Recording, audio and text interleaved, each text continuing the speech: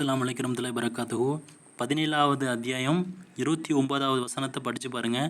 அதாவது நம்ம செலவு எப்படி பண்ணணும் அப்படின்னா, நம்ம சிக்கனமாக செலவு பண்ணணும். அதாவது நம்ம ஒரு 10 ரூபா ஒரு பொருளுடைய மதிப்பு அப்படின்னா, அதை நம்ம 15 ரூபாய்க்கும் வாங்கக்கூடாது, 5 ரூபாய்க்கும் நம்ம அதை விலை விலை விலை மதித்து கேட்கவும் கூடாது. அதாவது நம்ம கஞ்சத்தனமும் பண்ணக்கூடாது, ஆடம்பரமாகவும் செலவு பண்ணக்கூடாது.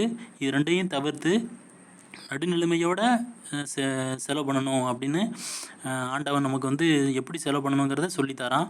அதை நீங்கள் படித்து பாருங்கள்.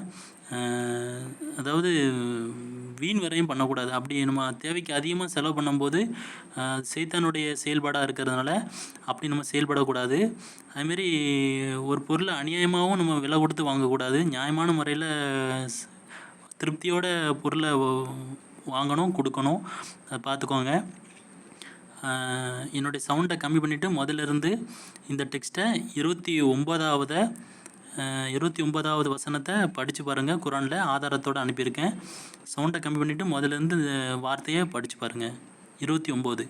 17வது அத்தியாயம் 29வது வசனம் முதல்லேருந்து படித்து பாருங்கள், சவுண்டை கம்மி பண்ணிவிட்டு.